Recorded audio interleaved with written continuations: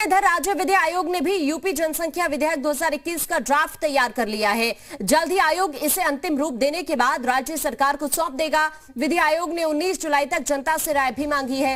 इस ड्राफ्ट में यूपी में जनसंख्या नियंत्रण के लिए कानूनी उपाय के रास्ते सुझाए गए हैं। इस ड्राफ्ट के मुताबिक 2 से ज्यादा बच्चे होने पर सरकारी नौकरियों में आवेदन से लेकर स्थानीय निकाय चुनाव लड़ने तक पर रोक लगाने का प्रस्ताव है। विधि आयोग ने बाकायदा इसका ड्राफ्ट सरकारी वेबसाइट पर अपलोड किया है। आज विश्व जनसंख्या दिवस से ठीक पहले शनिवार को यह ड्राफ्ट पेश किया गया। हमारे साथ राज्य विधि आयोग के अध्यक्ष हैं, उनसे बात करते हैं। सर, क्या कुछ ड्राफ्ट में चीजें रखी गई हैं, किस तरह का प्रोत्साहन किया गया, क्योंकि ड्राफ्ट में इस तरह की चीजें जो है शामिल की गई? देखिए, ड्राफ्ट में प्रोत्साहन के रूप में अगर सरकारी कर्मचारी है तो उसको 2 अतिरिक्त वेतन वृद्धि दी जाएगी। सरकार से आसान किस्तों पर लोन मिल सकेगा। सरकार की जो योजनाएं हैं, विकास प्राधिकरण के जो फ्लैट और प्लॉट वगैरह हैं, उनमें वरीयता दी जाएगी। उनके बच्चों को स्कूलों में एडमिशन में वरीयता दी जाएगी।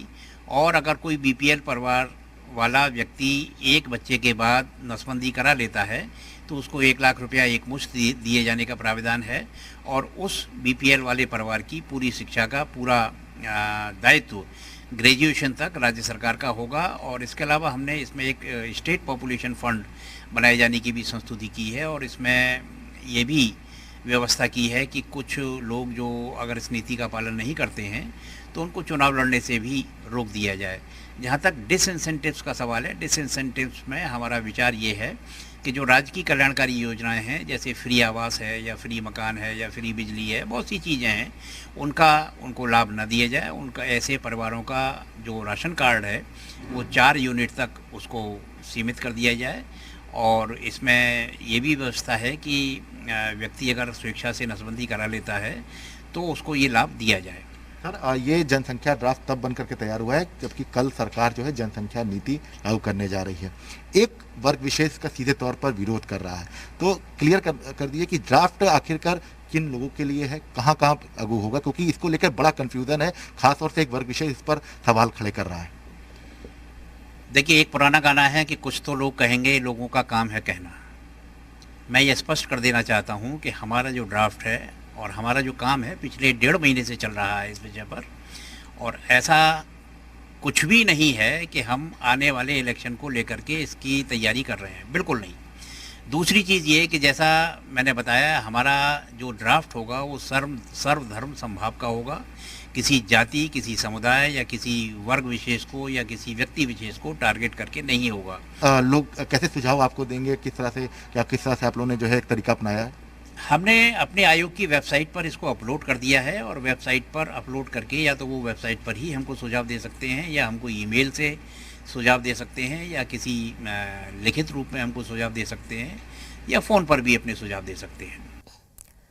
यूपी जनसंख्या विधेयक 2021 पर डिप्टी सीएम केशव प्रसाद मौर्य ने कहा कि महिलाओं के सम्मान में कभी भी हमारी सरकार पीछे नहीं रही है। डिप्टी सीएम ने कहा कि विपक्ष को अपनी बात सदन में रखनी चाहिए।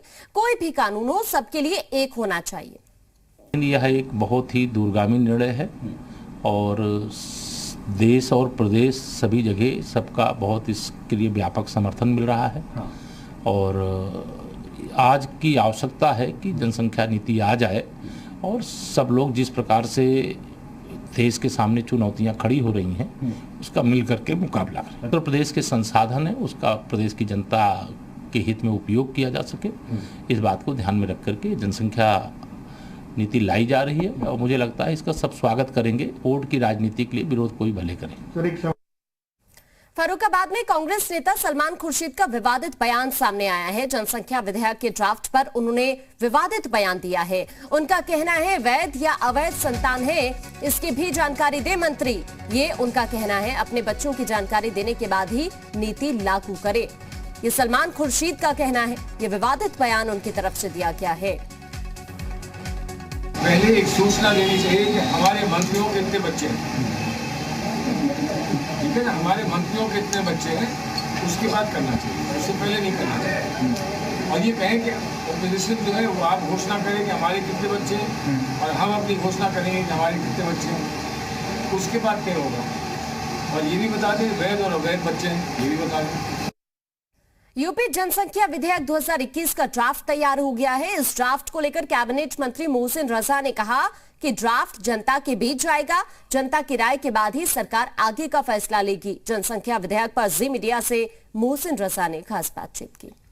उत्तर प्रदेश में जनसंख्या को लेकर जो कानून बनाया जा रहा था उसका ड्राफ्ट विधि आयोग ने तैयार कर लिया है। हमारे साथ इन्हीं सब मुद्दों पर बात करने के लिए यूपी सरकार के मंत्री मोहसिन रजा हैं, उनसे बात करते हैं। सर, ड्राफ्ट तैयार हो गया है, कानून कब? देखिए, हम जनता के हितों के लिए और खास करके जनसंख्या नियंत्रण, ये एक बहुत बड़ी चुनौती बन चुका है हमारे देश और प्रदेश के लिए। खासकर हमारा राज्य बहुत बड़ा है और हम अपनी जनकल्याणी योजनाओं को आम जनता तक पहुंचाने के लिए ये मसौदा लेकर आए हैं और ये मसौदा हमारे विधि आयोग ने तैयार किया है और जनता के हितों के लिए लाए हैं। इसे जनता को दिया है कि जनता इस पर अपनी राय दे, क्योंकि ये एक हमारी सरकार की अच्छी पहल है। विपक्ष जिस तरह की बातें कर रहा है, जिस तरह के सवालात आ रहे हैं, ये 23 करोड़ जनता के लिए आ रहा है और जनता के हितों के लिए आ रहा है। इसीलिए हमने जनता के बीच में विधि आयोग ने ये मसौदा दे दिया है और मुझे पूर्ण विश्वास है कि प्रदेश की जनता इस पर अपनी मोहर लगाएगी और जब प्रदेश की जनता की मोहर लग जाएगी तो आदरणीय योगी जी इसको सदन में रख के हम इसको कानून भी लाएंगे, क्योंकि ये जनहित के लिए जरूरी है। सर, कल जनसंख्या नीति को लेकर जो है लागू किया जा रहा है, आज जनसंख्या को ड्राफ्ट तैयार कर लिया गया है। एक वर्ग विशेष इस पर तमाम तरह के सवाल खड़े कर रहा है। मुस्लिम पार्टियों की जो है राजनीति जो करते हैं मुस्लिम वोट्स की, वो भी आरोप लगा रहे हैं कि एक वर्ग विशेष को टारगेट किया जा रहा है। देखिए, हमने कहा ना कि हम मुख्य धारा में जोड़ना चाहते हैं सबको। प्रदेश की 24 करोड़ जनता जो वंचित रह जाती है अपने नीतियों से, जो हमारी जन कल्याणी नीतियां हैं उन तक नहीं पहुंच पाती हैं, क्योंकि जनसंख्या ही उसको लेकर बहुत बड़ा एक चैलेंज बनी हुई है। मुझे लगता है 24 करोड़ जनता के लिए ये कानून लाया जा रहा है। ये एक विशेष एक समुदाय या एक जाति के लिए थोड़ी लाया जा रहा है। और जो लोग इसका विरोध कर रहे हैं या जो लोग इसको कहीं ना कहीं इसमें कोई अड़चन डालने का काम कर रहे हैं, ये वही लोग हैं जो तुष्टीकरण की राजनीति करते रहे। ये वही लोग हैं जो कहते तो थे हम दो हमारे दो, लेकिन उसके बाद आज तक उसको लागू नहीं कर पाए। उसका परिणाम पूरे देश को भुगतना पड़ रहा है, प्रदेश को भुगतना पड़ रहा है, आम जन को भुगतना पड़ रहा है। इसलिए हमें अच्छी सोच के साथ, अच्छी पहल के साथ सरकार आई है। हमारी नीति और नीयत साफ है। जनता इस पर अपनी राय देगी, उसके बाद कानून बनेगा। जनसंख्या नियंत्रण को लेकर राज्य विधि आयोग ने जो ड्राफ्ट तैयार किया है उसका साधु संत समर्थन कर रहे हैं। हनुमानगढ़ी के महंत राजू दास ने सरकार से इसे जल्द लागू करने की मांग की है। उत्तर प्रदेश की बढ़ती हुई जनसंख्या जिस प्रकार से विस्फोटक रूप ले रहा है, इसको कंट्रोल करने की सरकार ने जो रूपरेखा तैयार किया है, यह स्वागत योग्य है। ऐसी योजना रचना सरकार का सराहनीय है और सरकार ने जो पब्लिक ऐप है इस पर अपलोड कर दिया है और राज्य के जो आम जनमानस है उससे अपनी राय मांगी है, स्वागत योग्य है। हम लोग समर्थन करते हैं और सरकार से मांग करते हैं इसको जल्द से जल्द लागू किया जाए। और मैं निवेदन करूंगा केंद्र सरकार से भी कि इसको केंद्र में भी लागू किया जाए।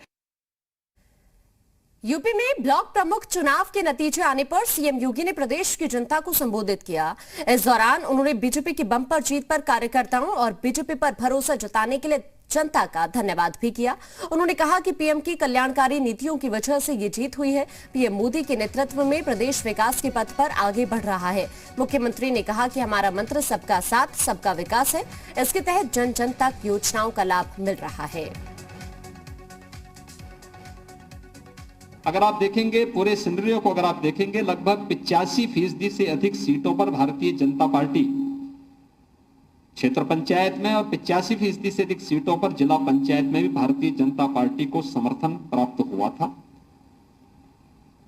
ये केंद्र और प्रदेश सरकार की नीतियों को संगठन के माध्यम से जन जन तक पहुंचाने का परिणाम है। गांव, गरीब, किसान, नौजवान और समाज के प्रत्येक तबके के लिए केंद्रीय नेतृत्व के मार्गदर्शन में प्रदेश संगठन और सरकार ने मिलकर के जन जन तक उन योजनाओं को बिना भेदभाव के पहुंचाने का कार्य किया। सभी विजयी प्रत्याशियों को जो जिला पंचायत के अध्यक्ष बने, क्षेत्र पंचायत के अध्यक्ष बने, ग्राम प्रधान बने, क्षेत्र पंचायत समिति के सदस्य बने और ग्राम पंचायत के सदस्य भी बने हैं, उन सभी विजयी प्रत्याशियों को मैं सबसे पहले हृदय से बधाई देता हूं, उन सबका अभिनंदन करता हूं। अधिकारियों ने, कर्मचारियों ने, हमारी पुलिस, उत्तर प्रदेश पुलिस के जवानों ने, पीएसी के जवानों ने, होमगार्ड के जवानों ने, इन सब की संख्या देखेंगे तो ये काफी बड़ी संख्या होती है जिन्होंने इस पूरी निर्वाचन की प्रक्रिया को शांतिपूर्ण तरीके से, यानी लोकतंत्र के इस सबसे बड़े आयोजन को संपन्न किया है। ब्लॉक प्रमुख चुनाव पर प्रधानमंत्री मोदी की तरफ से ट्वीट किया गया है। प्रधानमंत्री मोदी ने कार्यकर्ताओं को जीत की बधाई दी है और साथ ही योगी सरकार की नीतियों और योजनाओं का लाभ जनता को मिला, ये पीएम मोदी की तरफ से कहा गया है। जनहित की योजनाओं से जीत में तब्दील हुआ है जो लाभ लोगों को मिला, पीएम मोदी की तरफ से कहा गया। विजय के लिए पार्टी के सभी कार्यकर्ता बधाई के पात्र हैं। उत्तर प्रदेश में ब्लॉक प्रमुखों के चुनाव में बीजेपी ने अपना परचम लहराया है और साथ ही योगी आदित्यनाथ सरकार की नीतियों और जनहित की योजनाओं से जनता को लाभ मिला है, वो पार्टी की भारी जीत में परिलक्षित हुआ है। इस विजय के लिए पार्टी के सभी कार्यकर्ता बधाई के पात्र हैं। और अब आपको जश्न की 5 तस्वीरें दिखाते हैं कि किस तरह से चुनाव में जीत के बाद कार्यकर्ताओं में जश्न देखने को मिला। वाराणसी की तस्वीर इस वक्त देख रहे हैं, सीतापुर की, महाराजगंज की, लखनऊ और मथुरा की ये तस्वीर इस वक्त आपकी टीवी स्क्रीन पर है। जो विजयी प्रत्याशी थे, जो तमाम उनके समर्थक थे, किस तरह से यहाँ पर लोगों की तरफ से जश्न मनाया गया, इन तस्वीरों के जरिए आप देख सकते हैं।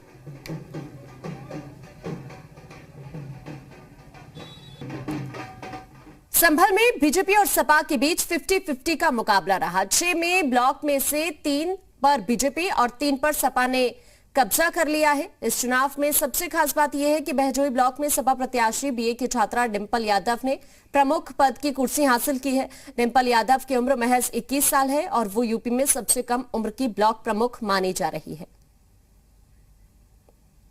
समाजवादी पार्टी ने भी एक अच्छा प्रदर्शन किया है। हम लोग बहजोई ब्लॉक भी और बहजोई के साथ संभल और निर्दलीय प्रत्याशी हमारे असमोली में थे, उनको भी हम लोगों ने जीत दर्ज कराई है।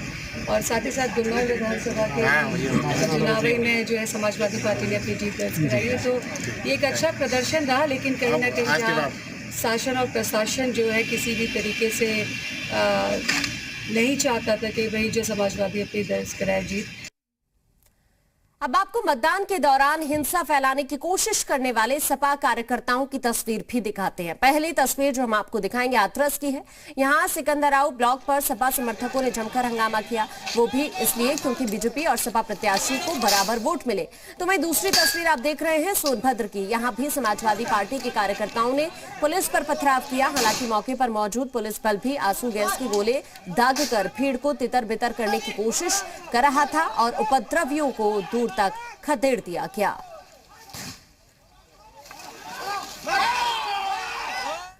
उन्नाव में ब्लॉक प्रमुख चुनाव को लेकर चल रहे हंगामे के दौरान सीडीओ ने पत्रकार को पीट दिया। बताया जा रहा है कि पत्रकार हंगामे की कवरेज कर रहे थे, तभी हंगामा करने वाले नेताओं को छोड़कर सीडीओ दिव्यांशु पटेल एक चैनल के कैमरामैन कृष्णा तिवारी को थप्पड़ों से पीटने लगे।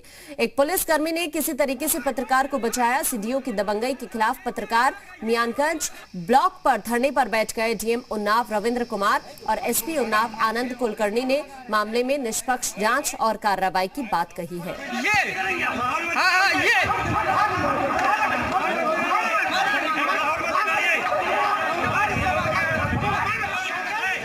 स्कॉर्पियो में गाड़ी भरे लोग आए, हम लोग मारा पीटा है, मेरे दोनों मोबाइल तोड़ दिए हैं। उसके बाद हम यहाँ जहाँ मतदान हो रहा है यहाँ पर खड़े हो गए थे। कुछ लोग अलग अलग पार्टी कार्यकर्ता है टहल रहे हैं, उनको पुलिस नहीं पकड़ पा रही है। उसके बाद सीडीओ साहब आए, फोर्स आया था, यहाँ सीओ भी थे, हम बांगरमऊ और दौड़ा रहे थे। जो हमसे धक्का मुक्की करने लगे। हमने कहा कि मैं पत्रकार हूँ, कैमरा मेरा ऑन था और हमको मारने पीटने लगे। मुझे गाली दे रहा हूँ, बराबर हमको मारते चले गए। ये देखो मारा पीटा, ये मेरा नाखून फट गया है, ये देखिए। मतलब सीडीओ का वीडियो भी मेरे पास रिकॉर्ड है और खुले मारपीट कर रहे हैं। अभी तक कोई कार्रवाई नहीं हो रही। सारे कार्यकर्ता सब आसपास घूम रहे हैं, उनको पुलिस नहीं पकड़ पा रही है। उनको हाथ पकड़ पकड़ के किनारे पर प्याद किनारे कर रही है, ले जाके, और उल्टा गुस्सा मीडिया पर निकाल रही है। देखिए हमारे पत्रकार साथी श्री कृष्णा तिवारी जी के साथ एक वीडियो वायरल हुआ है कि मुख्य विकास अधिकारी श्री दिव्यांशु ने उन्हें धक्का दिया, मारपीट की। अभी हमारी सभी पत्रकार साथियों से वार्ता हुई है और मुख्य विकास अधिकारी ने इसमें क्षमा भी मांगी है। लेकिन कृष्णा तिवारी जी ने एक प्रार्थना पत्र दिया है और बिल्कुल मैं आश्वस्त करता हूँ आप लोगों को, बिल्कुल निष्पक्ष कार्रवाई होगी। इस प्रार्थना पत्र हम जांच करवाएंगे। और फिलहाल इस बुलेटिन में इतना ही।